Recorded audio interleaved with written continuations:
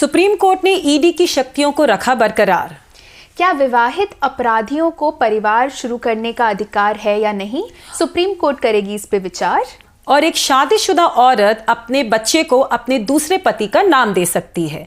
नमस्कार, मैं भद्रा सिन्हा और मैं अपूर्वा मंधानी, और हम दोनों आपके सामने एक बार फिर कोट अनकोट का ये एपिसोड लेके आए हैं। जैसे कि आप जानते हैं, शो पर हम आपको पिछले हफ्ते हुई बड़ी कोर्ट की खबरों के बारे में बताते हैं। इस हफ्ते हमारे पास जो तीनों खबरें हैं आपके लिए, वो सुप्रीम कोर्ट से आ रही है। सबसे पहली जो खबर है वो बहुत ही महत्वपूर्ण एक जजमेंट आया सुप्रीम कोर्ट से। काफ़ी समय से जजमेंट का सभी को इंतज़ार था, क्योंकि ये जो जजमेंट है ये ईडी से जुड़ा हुआ है। ईडी का नाम हमने इस बार पिछले कुछ महीनों में, सालों में काफ़ी सुना है। ईडी की तरफ से कई राजनेताओं के घरों में, कई एक्टिविस्ट के घरों में काफ़ी रेड्स पड़ी हैं, और उसी से जुड़े ईडी की जो शक्तियां हैं prevention of money laundering act के अंदर, उनको सुप्रीम कोर्ट में चुनौती दी गई थी। अब prevention of money laundering act जो है, ये काले धन को वैध बनाने की जो पूरी मनी लॉन्ड्रिंग इसी को कहते हैं, इस पर कार्रवाई करने की शक्तियां ईडी को देता है। और ईडी की जो गिरफ्तारी से जुड़ी हुई शक्तियां थी, जो बेल से जुड़ी हुई शक्तियां, इस कानून के अंदर ईडी के सामने किए गए जो कन्फेशंस होते हैं उनको भी वैध माना जाता है, उसको चुनौती दी गई थी। तो कई ऐसे प्रावधानों को चुनौती दी गई थी पीएमएलए के अंदर के। लेकिन सुप्रीम कोर्ट ने ये जो शक्तियां ही हैं ईडी की, इनको बरकरार रखा था। आपको ये बता दूं कि ये क्यों इतना महत्वपूर्ण डिसीजन है, क्योंकि ये सरकार के लिए एक तरह से एक बड़ी जीत है। इस समय कांग्रेस अध्यक्ष सोनिया गांधी, राहुल गांधी, पी चिदम्बरम समेत कई नेताओं पर ईडी की कार्रवाई चल रही है। डॉक्टर फारूक अब्दुल्ला, भूपिंदर सिंह हुड्डा, नवाब मलिक, अभिषेक बैनर्जी, पार्था चैटर्जी समेत कई नेता अभी इस समय ईडी की जांच के दायरे में, और इनको चुनौती भी, पिटिशंस आपको बता दूं 240 लगभग पिटिशन फाइल हुई थी सुप्रीम कोर्ट के सामने। किसने किसने पिटिशंस फाइल की थी? कई बिजनेसमैन ने फाइल की थी पिटिशंस। पूर्व केंद्रीय मंत्री पी चिदम्बरम के बेटे कार्ति चिदम्बरम ने भी फाइल की थी। पूर्व जम्मू कश्मीर चीफ मिनिस्टर महबूबा मुफ्ती की भी एक पिटिशन थी। तो इसमें कई तरह की पिटिशंस थी पीएमएलए के प्रावधानों को और ईडी को दी गई शक्तियों को चैलेंज करने। आपको एक उदाहरण देती हूँ। सेक्शन 5 जो है पीएमएलए का, ये संपत्ति को जब्त करने की ईडी को ताकत देता है। इसमें इसके हिसाब से डायरेक्टर जो है या फिर डेप्यूटी डायरेक्टर, वो इस संपत्ति की जब्ती का ऑर्डर दे सकते हैं। लेकिन इस प्रावधान को जब इसका संशोधन भी किया गया था, अमेंड किया गया था, इसके बाद एफआईआर, इससे पहले ईडी एफआईआर दर्ज करे उससे पहले ही ऐसे जब्ती के ऑर्डर्स दिए जा सकते थे। इसको चुनौती दी गई थी कोर्ट के सामने। लेकिन सुप्रीम कोर्ट ने अब ये माना है कि ऐसी जो शक्तियां हैं ईडी के पास, वो काला धन रोकने के लिए बहुत ही ज़रूरी हैं, और इसलिए ऐसी ही शक्तियों को अब कोर्ट ने सही माना है। बिल्कुल अपूर्वा, जो ये लॉ है, जो ये कानून है, ये दरअसल 2005 में लाया गया था। और ये इसलिए लाया गया था क्योंकि जो हमारी सरकार थी उस समय की, उन्होंने एक इंटरनेशनल कन्वेंशन साइन किया था जो काले धन को एक तरीके से खत्म करने के लिए अंडरटेकिंग दी गई थी। तो उसी लॉ को जब ये 2005 में लाया गया है, तो 2005 से लेके अब तक इस लॉ में, इस कानून में काफी बदलाव आए हैं। और जो ये जितनी भी याचिकाएं थी, ये दरअसल मेनली इन बदलावों को ही, जो चेंजेस लाए गए हैं, इन्हीं को चुनौती दे रही थी।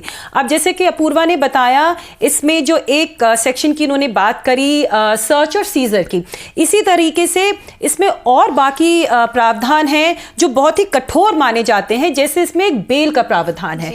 अब दरअसल जब पीएमएलए लॉ को इस्तेमाल किया जाता है, तो ईडी इसके अंडर 2 तरीके के प्रोसीडिंग्स शुरू कर सकती है।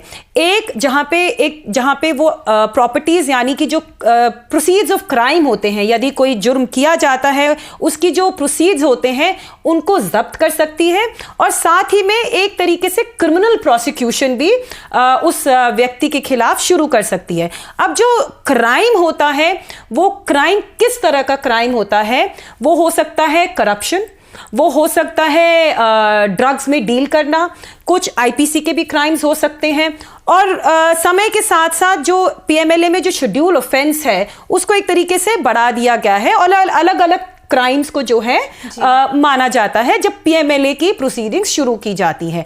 अब क्या होता है, यदि ईडी को कोई इंफॉर्मेशन आती है, सोर्स इंफॉर्मेशन की, किसी व्यक्ति के पास काफी धन है, काला धन है, तो वो बिना किसी एफआईआर, लोकल पुलिस जो एफआईआर रजिस्टर करती है, उनके बिना किसी एफआईआर रजिस्टर करने से पहले उस काले धन को जाके सीज कर सकती है और फिर लोकल पुलिस को बोला जा सकता है कि आप इसमें एफआईआर रजिस्टर करिए, और फिर उसके बाद ईडी अपना अलग से एक क्रिमिनल प्रोसिक्यूशन भी शुरू करती है।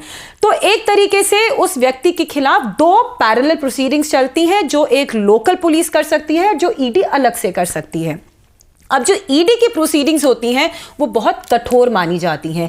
इसमें यह माना जाता है कि जो व्यक्ति है वो पहले से ही क्राइम कर चुका है और उस पे जो है बर्डन है ये इस्टेब्लिश करना कि उसने क्राइम नहीं किया है, और जो ये रूल है ये बेल के समय से शुरू हो जाता है।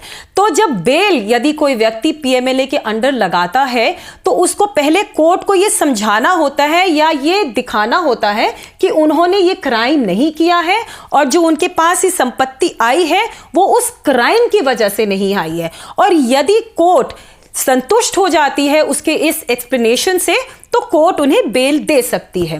तो इसी प्रोविजन को चैलेंज किया गया था इन पिटिशंस में, और इस प्रोविजन को अपहोल्ड करते हुए सुप्रीम कोर्ट ने यह कहा है कि जो ये काला धन क्राइम जो है ये बहुत ही गंभीर क्राइम है और ऐसे क्राइम को रोकने के लिए एक स्पेशल लॉ की जरूरत है। इसलिए जो इस तरीके का कंडीशन है ये असंवैधानिक नहीं है। तो इसी तरीके से काफी और प्रोविजंस थे पीएमएलए लॉ के जो चैलेंज किए गए थे, और उन सारे इतनी ढेर सारी याचिका को सुनने के बाद, इनके वकीलों को सुनने के बाद सुप्रीम कोर्ट ने ये सारे प्रोविजंस को अपहोल्ड कर दिया है, और जो ईडी को जो एक्स्ट्रा पावर्स दी गई थी उसको एक तरीके से बरकरार करते हुए बोला गया है कि इस पूरे कानून में कोई भी असंवैधानिक बात नहीं है, और जो बदलाव इतने सालों में इस कानून में लाए गए हैं वो इसलिए ही लाए गए हैं कि जो काले धन की जो ये प्रॉब्लम बढ़ती जा रही है हमारे देश में, और जिसकी वजह से हमारा इकोनॉमी, जो हमारी भारत की जो इकोनॉमी है उसको एक तरीके से खत्म करती जा रही है, इसी क्राइम को रोकने के लिए कानून लाया गया है। तो अगर इसमें कुछ स्पेशल प्रोविजंस हैं तो इसमें कोई गलत बात नहीं है। बस ये जो भाग था इन याचिकाओं का जिसमें ये कहा गया था कि जो पीएमएलए में बदलाव किए गए उन्हें फाइनेंस बिल के जरिए किए गए हैं, उन बस याचिकाओं को एक 7 जज बेंच को दे दिया गया है, क्योंकि एक 7 जज बेंच के सामने अभी ऐसी कुछ पिटिशंस पेंडिंग हैं, याचिकाएं अभी लंबित हैं जो ऐसी ही कुछ आर्ग्यूमेंट्स पेश करती हैं कोर्ट के सामने कि किस तरह के बिल्स को फाइनेंस बिल की तरह पास किया जा सकता है। तो वो जो सवाल है उसको एक 7 जज की बेंच उसका जवाब देगी। इसी के साथ साथ आपको बता दूं कि जिस तरह से भद्रा ने अभी इतने अच्छे से इस बात को समझाया, उन्होंने बहुत ही एक डिटेल्ड आर्टिकल भी लिखा है इस जजमेंट पे, काफ़ी लंबी जजमेंट थी, वो पूरी पढ़ के तो आप उस आर्टिकल को भी ज़रूर पढ़ें। उस आर्टिकल का लिंक जो है इस वीडियो के डिस्क्रिप्शन में एडेड है। दरअसल उस जजमेंट को पूर्ण रूप से इस शो में समझाना बहुत मुश्किल है, क्योंकि जैसा अपूर्वा ने बताया बहुत लंबा जजमेंट है और बहुत टेक्निकल जजमेंट है। तो आप यदि आर्टिकल पढ़ेंगे तो आपको एक एक पॉइंट जो है समझ में आ जाएगा। बिल्कुल, आप ये आर्टिकल ज़रूर पढ़ें। अब इसके साथ साथ जो हमारे पास आपके लिए दूसरी खबर है वो भी सुप्रीम कोर्ट से आ रही है। अब इस केस में हुआ क्या था कि एक मर्डर कॉन्विक्ट हैं, एक अपराधी हैं जिनको मर्डर का दोषी पाया गया था, वो इस समय आजीवन कारावास बिता रहे हैं जेल में। उनकी बीवी ने राजस्थान हाईकोर्ट के सामने याचिका दर्ज की थी ये कहते हुए कि उनकी शादी तो हो गई थी इनसे, लेकिन उनका कोई बच्चा नहीं था। अब वो चाहती हैं कि उनका बच्चा हो, वो उनके साथ परिवार शुरू करना चाहती हैं, और इसके लिए उन्होंने राजस्थान हाईकोर्ट से 15 दिन की पैरोल मांगी थी अपने पति के लिए। अब राजस्थान हाईकोर्ट ने उनके पति को उनकी याचिका पर पैरोल दे दी, और लेकिन इसके खिलाफ अब राजस्थान सरकार सुप्रीम कोर्ट तक गई है ये कहते हुए कि ये जो ग्राउंड है कि किसी अगर एक विवाहित अपराधी को बच्चे पैदा करने का अधिकार है या नहीं, इस बात पर सुप्रीम कोर्ट की तरफ से एक जजमेंट आनी ज़रूरी है, क्योंकि राजस्थान सरकार का ये कहना है कि परोल के लिए ये कोई ग्राउंड नहीं होता कि उनको जाके अपनी बीवी के साथ बच्चे पैदा करने हैं, इसलिए उनको 15 दिन की परोल दी जाए। बिल्कुल। अब इस पर जो पहले के जजमेंट्स भी आए हुए हैं, कई हाई कोर्ट्स ने ये माना है कि राइट टू प्रोक्रिएशन जो कहा जाता है, यानी कि बच्चे पैदा करने का अधिकार, ये अपराधियों को भी होता है। ये आर्टिकल 21 जो कि हमारा जीवन का अधिकार है, right to life and personal liberty का अधिकार है, उसके अंदर आता है। लेकिन कुछ हाई कोर्ट्स ने इसे नहीं भी माना है। तो इनफैक्ट मेरे ख्याल में अच्छी बात है कि सुप्रीम कोर्ट के पास अब ये याचिका गई है, क्योंकि एक बार सुप्रीम कोर्ट से जब ये जजमेंट आएगा तो पूरे देश में एक तरह के इस पे डिसीजंस आने शुरू होंगे। जी अपूर्वा, दरअसल राजस्थान सरकार ने अपनी जो याचिका में ये बोला है कि ये जो अधिकार है, जो कुछ हाई कोर्ट्स ने माना है कि ये अधिकार जो है राइट टू लाइफ के अंडर आता है, तो राजस्थान सरकार का ये मानना है कि ऐसा कोई अधिकार नहीं हो सकता ऐसे अपराधियों के लिए जो आजीवन कारावास की वजह से जेल में रह रहे हैं। उनका ये भी कहना है कि जेल के जो है रूल्स होते हैं पैरोल के, और उन रूल्स के अंडर ऐसा कोई राइट एक कॉन्विक्ट को नहीं दिया गया है। रूल्स के मुताबिक उसी अपराधी को पैरोल पे छोड़ा जा सकता है जिसका व्यवहार जेल में ठीक ठाक हो, उनकी रिपोर्ट उनके व्यवहार को लेके अच्छी हो, और ये भी देखा जाता है कि अपराधी ने कितना समय जेल में बिताया हो। तो यदि किसी को आजीवन कारावास की सजा मिलती है तो ये देखा जाता है कि अपराधी ने एटलीस्ट आधा जो सेंटेंस दिया गया है आजीवन कारावास का उतना बिताया हो। तो इस केस में दरअसल जो अपराधी थे उन्होंने केवल 6.5 साल जेल में बिताए थे। माना कि उनका जो व्यवहार था वो ठीक था, मगर केवल इस ग्राउंड पे कि उनका व्यवहार अच्छा था, केवल इसी ग्राउंड पे उनको पैरोल नहीं दिया जा सकता। दूसरी बात राजस्थान सरकार ने ये कही कि इस ऑर्डर, इस फैसले की वजह से काफ़ी और पिटिशंस आ गई हैं जो स्टेट गवर्नमेंट की कमिटी होती है जो दरअसल पैरोल डिसाइड करती है उनके सामने, कि भाई और अपराधियों को इस तरह की छूट मिलनी चाहिए और उन्हें भी अपने घर जाना चाहिए ताकि वो अपना परिवार आगे शुरू कर सकें। अब अपूर्वा ने जैसा बताया, ये मामला इसलिए भी जरूरी हो जाता है क्योंकि अभी तक इस मामले में सुप्रीम कोर्ट की तरफ से कोई फैसला नहीं आया है। कुछ फैसले आए हैं मगर अलग अलग फैसले आए हैं, जैसे कि पंजाब और हरियाणा हाई कोर्ट ने 2 फैसले दिए हैं। एक फैसले में पंजाब और हरियाणा हाई कोर्ट ने यह बात मानी थी कि जो आजीवन कारावासी होता है उसको अधिकार है अपने परिवार के पास वापस जाकर एक वार शुरू करने का, और उसी को मद्देनजर रखते हुए पंजाब और हरियाणा हाई कोर्ट ने दरअसल हरियाणा सरकार और पंजाब सरकार को बोला था कुछ गाइडलाइंस बनाने के लिए, मगर अभी तक दोनों राज्यों ने इस पे कुछ विचार नहीं किया है। केवल हरियाणा की सरकार ने पिछले साल एक कमेटी बिठाई थी, मगर अभी तक उस कमेटी की कोई रिपोर्ट नहीं आई है। मगर इसके साथ साथ एक और जजमेंट आया इसी साल जनवरी में, जिसमें पंजाब और हरियाणा हाई कोर्ट ने ये राइट को रिजेक्ट करते हुए एक महिला की पिटिशन जो है उन्होंने खारिज कर दी थी। इसी तरीके से मद्रास हाई कोर्ट से भी 2 अलग अलग जो हैं फैसले आए हैं। तो इसलिए ये बहुत जरूरी बन जाता है कि अब इस मुद्दे को लेके सुप्रीम कोर्ट की तरफ से भी कोई जजमेंट आए ताकि जो इस अधिकार की बातें शुरू हुई हैं उस पे कोई फैसला आए। जी इस पर भी भद्रा ने एक बहुत ही डिटेल्ड आर्टिकल लिखा है, उसका लिंक भी इस वीडियो के डिस्क्रिप्शन में ऐड कर दूंगी। और मेरा एक पुराना आर्टिकल है पंजाब और हरियाणा हाई कोर्ट में जब ये याचिका दर्ज हुई थी उस समय का, उसकी भी लिंक मैं इस वीडियो के डिस्क्रिप्शन में ऐड कर दूंगी। तो इस बार आपके लिए पढ़ने के लिए भी काफ़ी कुछ है इस वीडियो के साथ साथ। अब जो तीसरा हमारे पास आपके लिए केस है वो भी सुप्रीम कोर्ट से आ रहा है। सुप्रीम कोर्ट ने ये कहा है कि एक माँ अपने बेटे को अपने दूसरे पति का सरनेम भी दे सकती है। अब ये मुद्दा पहुंचा कैसे सुप्रीम कोर्ट, ये आपको संक्षेप में बताना चाहूँगी। दरअसल पहले ये जो इशू है, ये केस है, ये आंध्र प्रदेश हाई कोर्ट पहुंचा था। आंध्र प्रदेश हाई कोर्ट ने इन महिला को अपने बेटे का सरनेम चेंज करने के लिए कहा और ये कहा कि इनके जो स्टेप फादर है, यानी कि महिला के जो दूसरे पति हैं, बेटा जो था वो पहले पति से था, तो जो दूसरे पति हैं उनको एज स्टेप फादर की तरह हर डॉक्यूमेंट में मेंशन करना चाहिए और सरनेम जो है इनको ये अपने दूसरे पति का सरनेम अपने बच्चे को नहीं दे सकती हैं।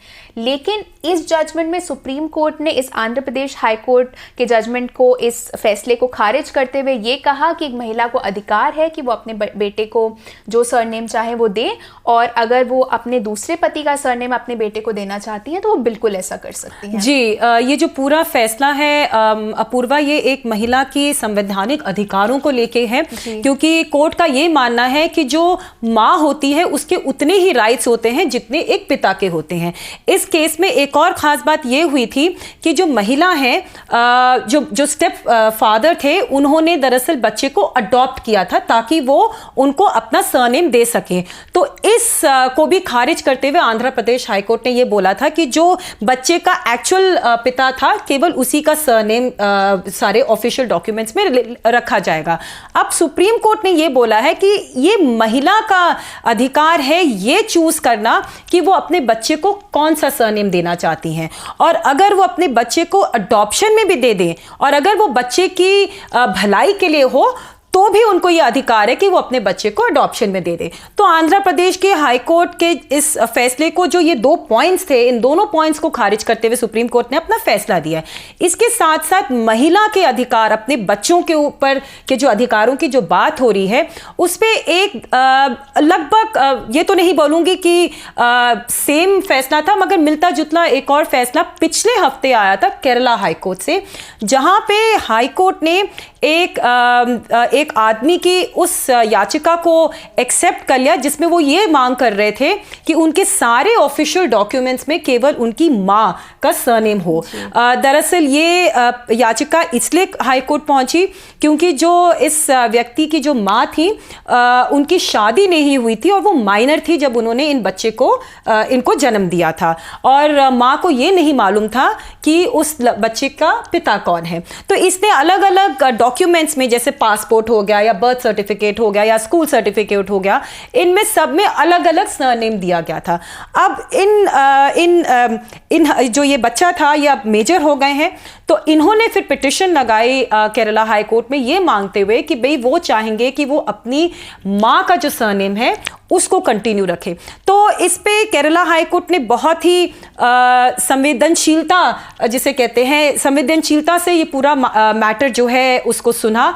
उसमें उन्होंने ये बोला कि जो एक अविवाहित महिला होती है उसके भी उतने ही अधिकार होते हैं जितने एक शादीशुदा महिला के होते हैं, और जो बच्चे पैदा होते हैं अविवाहित महिलाओं से, उनके भी अधिकार उतने ही हैं, संवैधानिक अधिकार उतने ही हैं जितने उन बच्चों के होते हैं जिनके दोनों माता या पिता होते हैं।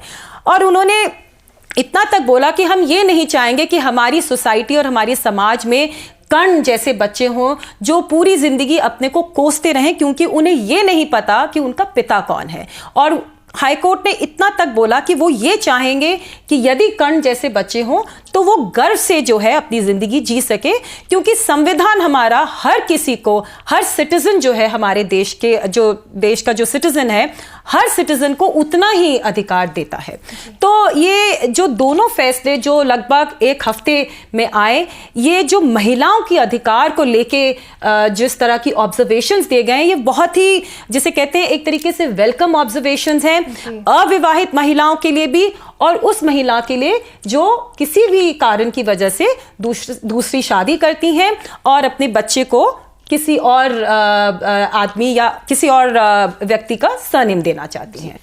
चलिए, इसी के साथ आज का एपिसोड यहीं खत्म होता है। आशा करती हूँ आपको एपिसोड पसंद आया हो। आज के एपिसोड में हमने आपको 3 बहुत ही महत्वपूर्ण जजमेंट्स के बारे में बताया जो कि सुप्रीम कोर्ट से आई हैं। हमने आपको हाई कोर्ट में इनमें क्या हुआ था उसके बारे में भी बताया। अगर आप इनसे जुड़ी और कोई जानकारी जानना चाहते हो या किसी और केस के बारे में भी जानकारी जानना चाहते हो तो हमें कमेंट सेक्शन में ज़रूर बताएं। हमसे जुड़ने के लिए बहुत बहुत धन्यवाद।